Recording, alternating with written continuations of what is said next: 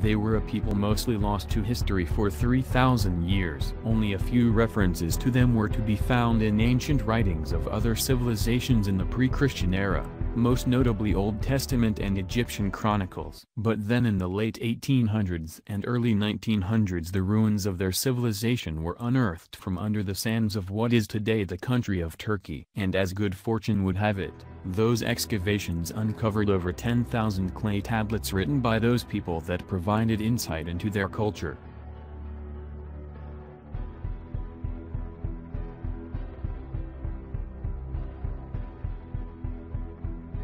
The tablets, written in a form of cuneiform and subsequently deciphered, contained some information on nearly all aspects of the Hittite way of life but primarily were centered on the ruling class and the line of kings. Though contemporaries of the Egyptians, the Hittites had a written set of laws while the Egyptians relied on tradition and the will of the pharaoh king. The Hittites were often warlike and employed an improved version of the horse-drawn chariot, but also sought peace with their neighbors through treaties and arranged marriages when deemed prudent. They existed at a time when war was a nearly constant way of life in the Middle East as it is today. At times, they were defeated and lost most of their territory. But as soon as a new crop of young men was old enough, a new leader would build an army and retake the lost territory. The turmoil within the ruling elite was punctuated with envy, murder, and deceit typical of the subterfuge that surrounds absolute control of power. Eventually, their empire fell to major conflict and marauding bands,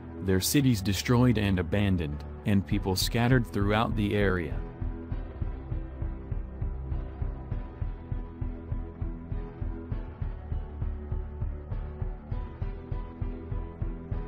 The Hittite people were referred to during their reign as the people of 1,000 gods by their contemporaries. They differed from other conquering people. The Romans, for instance, would usually allow conquered people to retain their own religious beliefs, even if they didn't worship in the same way. In the Christian era, especially in Europe and in the New World, early military campaigns and explorers were as much about converting people through force to Christianity. Differing religions were considered barbaric, heretical, and satanic, and adherents suffered genocide if they did not convert. After Luther, these conflicts were often between Catholic and Protestant forces imposing a favored interpretation of Scripture on the conquered masses depending upon the victor.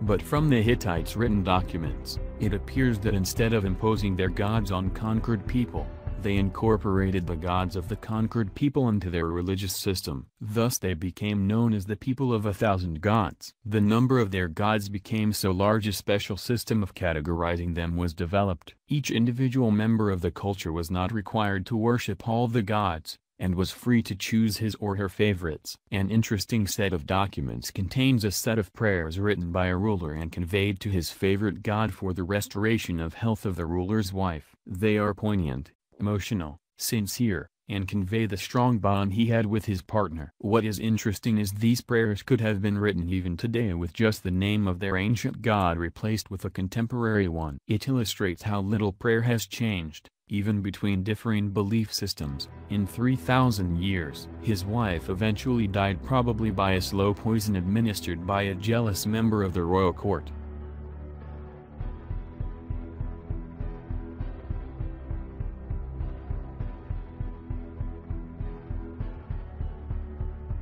Some time ago this column wondered if humans had a war gene. A serious student of history can readily confirm that humans have been in a near continuous state of war with each other somewhere on the planet for most of recorded history and probably before. Despite calls for peace and goodwill towards our fellow man from notable figures throughout human history, humanity's time on Earth can be aptly described as constant war with occasional moments of peace. War is the violent clash between people struggling for domination of resources and preferred points of view. If there is a genetic basis for war and aggressive tendencies to the point of murder of our own kind, should we then consider it a normal part of our existence and accept that it will be with us always?